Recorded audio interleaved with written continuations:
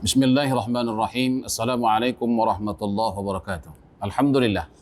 Bertemu kita kembali dalam rangka meneruskan kuliah kita pada minggu yang lalu, di mana kita telah membicarakan tentang tiga orang pemuda yang terperangkap di dalam gua, yang ketika itu mereka masing-masing memohon kepada Allah Subhanahu wa taala di atas keselamatan mereka melalui doa-doa yang mereka ungkapkan kepada Allah Subhanahu wa taala melalui dengan perantaraan amal-amal saleh.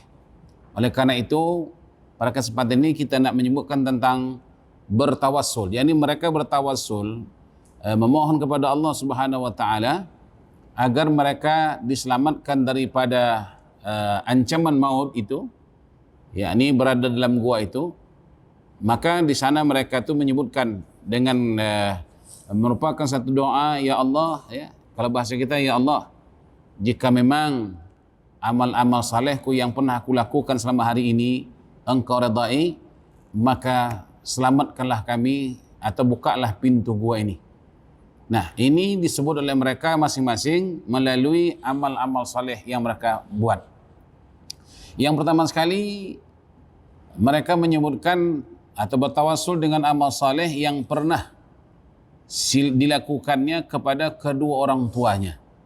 Sehingga ketika itu dia berkata, ya Allah, jika memang amal salehku yang aku lakukan untuk orang tuaku engkau terima di sisimu ya Allah, dan engkau redha ya Allah, maka tolong ya Allah engkau bukakan pintu gua ini atau batu yang menutupi pintu gua ini. Maka ketika itu jelas bahawa batu yang besar tadi itu yang menutup pintu gua tadi bergerak sedikit. Tapi walau bagaimanapun belum lagi mereka boleh keluar, belum selamat, sehinggalah yang kedua dan yang ketiga dan seterusnya. Nah, jadi sini saya nak sebutkan tentang pertama sekali keutamaan berbuat baik kepada kedua ibu bapa. Jadi tawassul berasal daripada kata wasilah. Tawassul adalah berasal katanya daripada wasilah.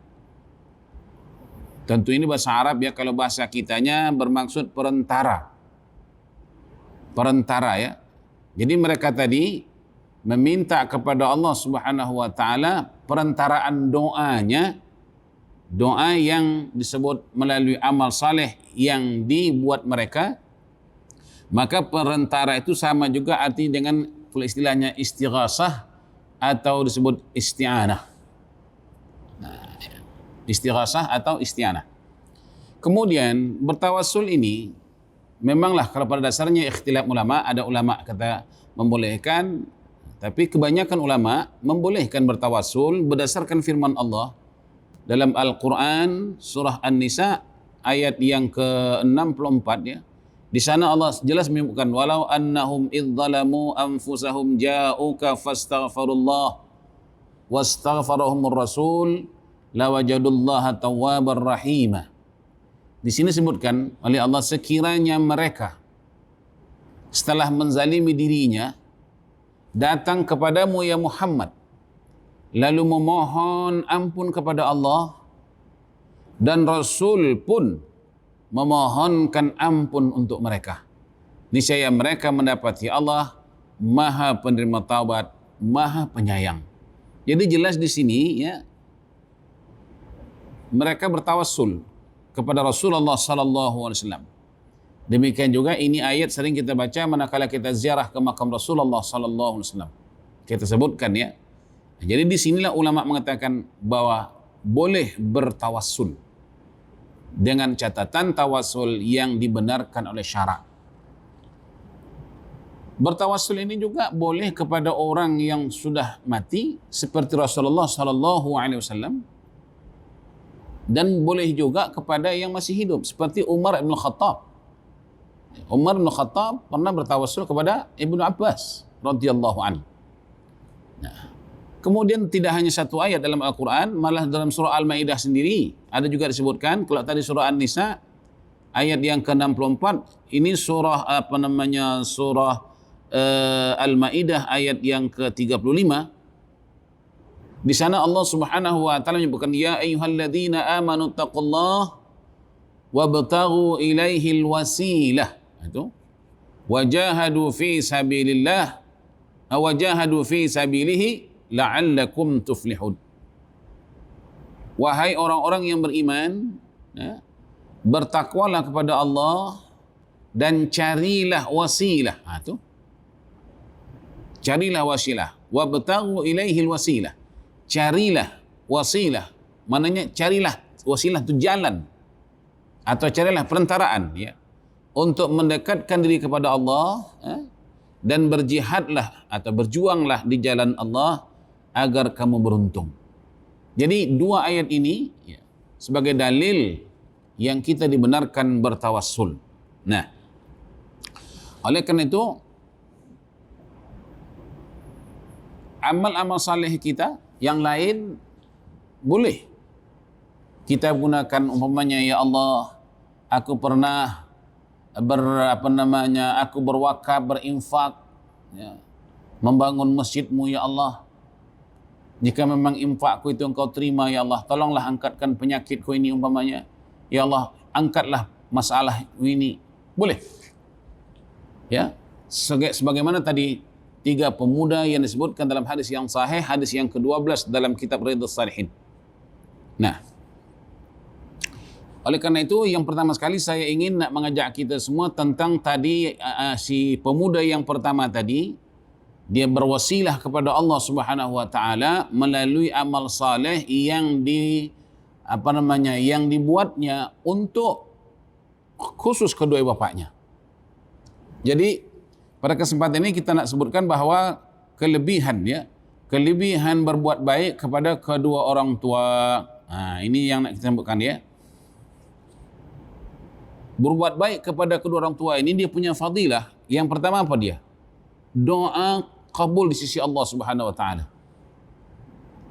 Contohnya tadi anak muda itu, Allahumma in kunta fa'altahu dzalika ibtigha'a wajhik fafarrij 'anna ma nahnu fihi min hadhihi as-sakhra fanfajarat syai'a.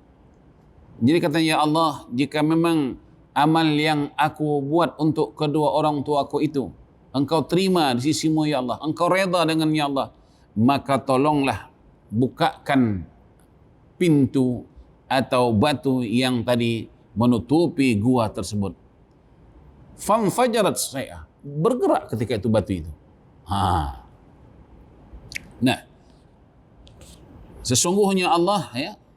Kemudian dalam hadis yang lain, yang kedua pula, orang-orang yang berbuat baik kepada kedua orang tua ini, kedua ibu bapa ini, ya, mereka ini dicintai oleh Allah dan Rasulnya. Dicintai oleh Allah dan Rasulnya. Pertama tadi doa-doanya dikabulkan oleh Allah. Yang kedua dicintai oleh Allah dan Rasul. Bayangkan Allah dan Rasul mencintai orang-orang yang berbuat baik kepada kedua orang tua. Ibnu Abbas mengatakan, ada 3 ayat dalam Al-Quran, 3 ayat ini 3 serangkai namanya. Yang kita tak boleh buat salah satu di antara yang 2 ini. Mesti buat kedua-duanya. Seperti kata Allah, ati'ullah wa ati'ur Rasul. Taatlah kamu kepada Allah, taatlah kamu kepada Rasul. Artinya apa? Kita tak boleh taat hanya kepada Allah dan pada masa yang sama kita tidak taat kepada Rasulullah. Ini ditolak. Melainkan ati'ullah wa ati'ur Rasul. Yang kedua, wa aqimus salah wa atuz zakah. Salat dan zakat. Ini ayat seiring. Salat, zakat. Wa aqimus salah wa atuz zakah. Kemudian yang ketiga apa? Anishkurli wali walidaika, kata Allah. Bersyukur kamu kepada aku, kata Allah, dan juga berterima kasih kepada kedua orang tuamu. Jadi inilah dia orang-orang yang berbuat baik terhadap kedua ibu bapaknya. Bahagian yang kedua, dia dicintai oleh Allah dan juga dicintai oleh Rasul sallallahu alaihi wasallam. Hal ini disebut Nabi. Apa kata Nabi? Innallaha yusikum bi ummahatikum salasan. Innallaha yusikum bi abaikum bi aqrabi fal aqrab. Mana apa sini? Sesungguhnya kata Rasulullah, Allah berwasiat 3 kali Allah sebut ni, ya. kepada kalian untuk berbuat baik kepada kedua ibu bapa kalian. Salasan, 3 kali Nabi ulang-ulang ini ayatnya. Sesungguhnya kata Rasulullah, Allah berwasiat kepada kalian untuk berbuat baik kepada ayah kalian. Sesungguhnya Allah berwasiat kepada kalian untuk berbuat baik kepada kerabat yang paling dekat, kemudian yang dekat.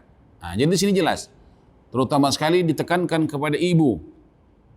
Sebagaimana juga pernah sering kita dengar ya, sahabat bertanya kepada Rasulullah, kepada siapa aku berbuat baik? Kata Nabi, ibumu, ibumu, ibumu. Salasan, 3 kali. Baru ayahmu, kemudian barulah kerabat-kerabat yang lainnya.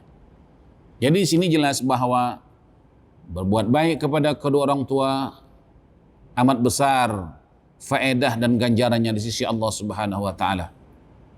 Itu yang pertama. Yang ketiga, orang-orang yang berbuat baik kepada ibu bapaknya, dia dimurahkan dan dimudahkan rezekinya oleh Allah Subhanahu wa taala. Nah, bayangkan ya, ibu bapak kita sudah tua umpamanya. Sementara menyerah hidup mereka adalah si anak. Maka anak yang menyerah hidup orang tuanya ini, dalam arti kata lain, kalau si anak ini tidak menyerah orang tua ini, maka orang tua ini pasti akan terlantar. Oleh karena itu Allah Subhanahu wa taala memahami bahwa anak ini bekerja, berusaha mendapatkan rezeki tidak hanya untuk kepentingan dirinya dan keluarganya, tapi yang lebih utama baginya adalah ibunya dan kedua orang tuanya. Dari sinilah Allah Subhanahu wa taala tadi memurahkan rezekinya. Jadi kalau kita nak murah rezeki, jangan lokek kepada kedua orang tua. Kita kadang-kadang di situ ya. Kita lihat ya. Rezeki nampaknya besar, gaji besar, tapi ketentraman, kenyamanan dalam hidup berkeluarga enggak aman. Macam-macam masalah timbul. Padahal rumah ada besar. Duit ada, kerja bagus, pangkat tinggi. Tapi kenyamanan, ketenangan tidak didapati. Sebab apa? Ini ingat, disebabkan kita jauh dengan kedua orang tua. Maka kadang-kadang ada anak katanya seperti anak peluru, dah lepas daripada busur tak kembali lagi, tak mengenang langsung mak bapak. Padahal tinggal rumah itu bukan jauh sangat. Malah dulu dibeli rumah itu pun dapat diskaun pun kerana ada dekat rumah ibu bapak. Tapi walaupun sedekat itu rumah antara dia dengan ibu bapaknya, tak pernah bersua muka dan tak pernah berkunjung kepada kedua orang tua. Bagaimana hidupmu bersekat? Rezeki ini jangan dibandang duit saja. Kalau disebutkan dimurahkan oleh Allah dan dimudahkan oleh Allah rezekinya karena dia berbuat baik kepada kedua ibu bapaknya, rezeki dalam arti kata luas. Jangan kita pahamkan rezeki itu hanya duit. Kebahagiaan rumah tangga, kesehatan anak-anak, kejayaan anak-anak belajar, berkat. Ini tadi berkat ya, wasilah dari ini. Berkat kita berbuat baik kepada kedua orang tua kita. Kemudian yang keempat, berbuat baik kepada kedua ibu bapa ini, Allah Subhanahu wa taala memanjangkan umurnya. Dipanjangkan Allah taala umurnya. Di mana logikanya Allah taala panjangkan umur bagi anak-anak yang berbuat baik kepada kedua orang tua? Macam kita sampaikan yang pertama tadi, bahwa ibu bapa ini ketergantungan hidupnya, penyerah hidupnya anak ini. Ya. Kalaulah umpamanya dipendekkan Allah Ta'ala umur anak ini, siapa yang akan menanggung ibu bapa ini? Justru itu Allah panjangkan umurnya sehinggalah dia dapat menyelesaikan tugas kewajibannya kepada kedua orang tuanya yang memang merupakan tanggung jawabnya. Subhanallah. Umurnya dipanjangkan oleh Allah, maknanya diberkati umurnya oleh Allah Subhanahu wa taala. Subhanallah. Kalau kita baca Al-Quran pun, wa qada rabbuka alla ta'budu illa iyyahu wa bil walidaini ihsana. Maknanya kalau kita hanya beribadah fokus kepada Allah siang malam ya, tetapi kita cuai abai kepada ibu bapa, ibadah kita itu tak diterima oleh Allah. Sebab Allah kata wa bil walidaini ihsana. Kepada aku engkau menyembah, kata Allah, dan kepada kedua ibu bapamu kamu berbuat baik. Jadi hari ini, krisis ketidaknyamanan kita sebagai anak-anak, ini adalah akibat dosa-dosa kita kepada ibu bapa kita. Terutama sekali dosa tidak memperdulikan mereka, membiarkan mereka apa adanya. Padahal kita anak begitu mampu, malah kadang-kadang sayangnya nih anaknya banyak. Maka timbullah hadis Melayu, mak bapak 2 orang boleh pelihara anak 10, tapi anak 10 belum tentu boleh jaga kedua orang tua. Itu benar itu. Ya. Nah, jadi kalau mau umur dipanjangkan oleh Allah, rezeki mau dimurahkan oleh Allah, urusan dimudahkan oleh Allah, berbuat baik kepada bapak semampunya. Ya, semampunya. Kemudian yang kelima, berbuat baik kepada kedua ibu bapa ini adalah merupakan jembatan masuk surga. Dalam arti kata lain, sebanyak manapun amalmu, setinggi apapun pangkatmu, tapi kamu durhaka kepada kedua orang tuamu, maka menghambat kamu masuk surga Allah. Sebab kata Nabi, tatkala ditanya oleh sahabat, "Ya Rasulullah, kaifa abi wa ummi?" Maknanya, "Ya Rasulullah, bagaimana kedudukan ayahku dengan ibuku, ibuku dengan ayahku?" Dulu sebutan ibu ya, ibu bapak ya. "Bagaimana kedudukan ibu dan bapakku dalam kehidupanku, ya Rasulullah?" Ketika itu Nabi SAW menyebutkan, huma maknanya kedua orang tuamu itu jannatuka wan naruka. Mereka adalah merupakan jembatan untuk kamu masuk surga dan juga jembatan untuk kamu masuk neraka. Nah, oleh karena itu disebut bahwa berbuat baik kepada kedua orang tua ini adalah merupakan jembatan untuk masuk surga Allah. Jadilah kita menjadi anak yang membuat jembatan masuk surga Allah melalui amal-amal saleh kita kepada kedua ibu bapa kita. Jelas disebut bahwa yang kelima tadi, berbuat baik kepada kedua ibu bapa itu, dia adalah merupakan jembatan untuk kita nak masuk surga. Nanti dalam kita nak masuk surga itu meniti, namanya titian siratal mustaqim. Insya Allah kita selamat di atas jembatan itu. Kenapa? Karena tadi kita berbuat baik terhadap kedua orang tua. Kemudian yang selanjutnya, berbuat baik kepada kedua orang tua ini adalah merupakan amal yang paling terbaik. Amalan yang paling terbaik. Ya. Sebagaimana sabda Nabi SAW, apa kata Nabi? Salat 5 waktu, dan berbuat baik kepada kedua ibu bapa, inilah amalan yang paling terbaik. Macam saya katakan tadi, kalau kita salat tiap malam tahajud, tapi cuai abai dengan ibu bapa, tidak ada makna. Mungkin hamba Allah ni, dia ibadahnya sekadar sederhana, salat 5 waktu dijaga, hukum hakam Allah dijaga, yang disuruh Allah dia buat, yang Allah larang dia tinggalkan, ya. Dan dia berbuat baik kepada kedua bapaknya. Nah, orang yang macam ini, ya, yang macam inilah disebut melalui membuat satu amal yang paling baik. Kenapa Nabi sebut amal yang paling baik terhadap jika kita lakukan terhadap kedua bapa? Sebab seburuk-buruk pekerjaan, seburuk-buruknya amal adalah berdurhaka kepada kedua orang tua. Di dalam hadis Nabi SAW termasuk dalam golongan kabair. Kabair apa? Kabair ini namanya 7 dosa-dosa besar. Di antara yang 7 itu termasuklah uququl walidain. Mereka yang durhaka kepada kedua orang tua. Malah dalam satu hadis lagi, kalau ada sesiapa yang menyuruh kamu bersyirik kepada Allah, dipaksa umpamanya, maka kamu boleh mengatakan syirik itu. Sebab kamu dipaksa. Tetapi jika sesiapapun yang menyuruh kamu melakukan kedurhakaan kepada kedua orang tua, usahakan jangan dilakukan.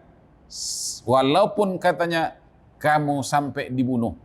Karena kamu dibunuh, tidak mau melakukan kejahatan atau kemaksiatan kepada kedua orang tua, maka kita bersedia untuk dibunuh.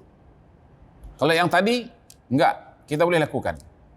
Umpamanya ada orang, ini paksa ya, ada orang memaksa kita melakukan sesuatu yang diharamkan oleh Allah. Katanya kalau kamu tak buat, aku bunuh. Maka kita boleh buat itu kerja. Tapi yang ini, kamu sepak mama bapakmu. Kalau tidak, aku pukul, aku bunuh kamu. Kamu bunuh tak apa, namun sepak tak boleh. Sampai begitu dalam hadis Nabi SAW. Jadi kalau tadi amalan yang paling terbaik, maka sebaliknya pula amal yang paling terburuk ialah amalan yang kita durhaka kepada kedua orang tua. Setinggi manapun, sebanyak manapun amal ibadahmu, setinggi apapun pangkatmu, sekaya raya apapun harta milikmu, tapi kalau kamu durhaka kepada kedua ibu bapa, itulah satu perkara yang paling terburuk. Dan yang ketujuh, berbuat baik kepada orang tua maknanya ibu bapa ya, itu adalah merupakan tanda syukur seseorang kepada Allah. Dan tanda dia bersyukur kepada kedua ibu bapanya. Dia bersyukur kepada Allah dengan cara dia berbuat baik kepada ibu bapanya, dan juga pada masa yang sama menandakan dia anak yang tahu berterima kasih kepada kedua orang tuanya. Itulah disebut oleh Allah, aniskurli wa liwalidaika ilayyal masir. Tanda syukur kepada Allah ya, menunaikan salat, dan tanda terima kasih kepada kedua ibu bapa, berbuat baik kepada keduanya. Berbuat baik kepada keduanya. Macam mana cara kita nak berterima kasih, berbuat baik kepada kedua ibu bapa tadi? Kita sudah sebutkan daripada 1 sampai kepada yang 7. Kemudian 7 pecah lagi, mentaati perintah mereka. Ini berbuat baik ni.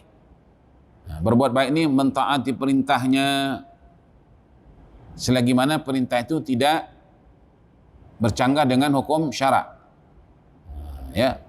Yang kedua, mensyukuri ibu bapa ni maknanya memastikan keperluan hidup mereka dipenuhi.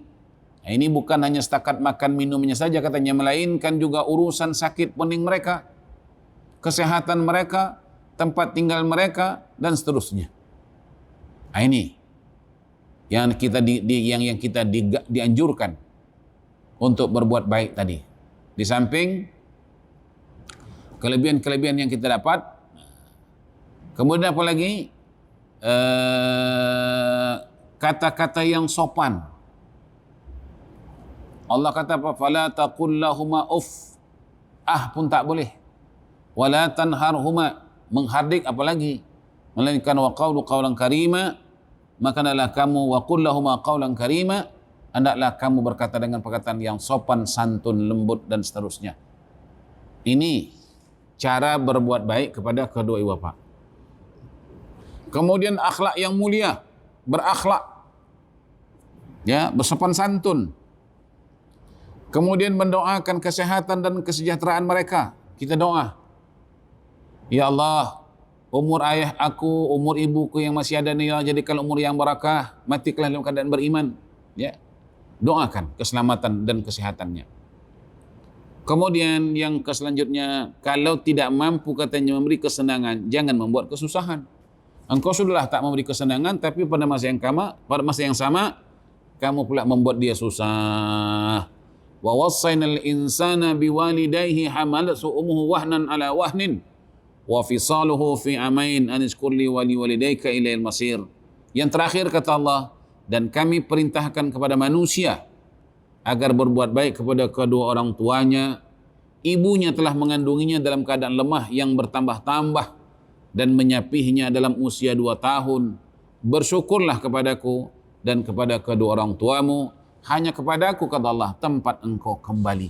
Demikian seruan Allah Subhanahu wa taala kepada anak-anak yang dianjurkan agar berbuat baik kepada kedua orang tua, di mana kelebihannya tadi sudah kita sebut. Kelebihan berbuat baik kepada orang tua ini ada 7 kebaikan-kebaikan yang disebutkan ini. Tentu banyak sekali ya, yang 7 ini kita sebutkan, dan kalau kita sudah dapat melakukan kebaikan tersebut, insya-Allah Allah akan lebihkan lagi kebaikan-kebaikan yang ada di sisinya.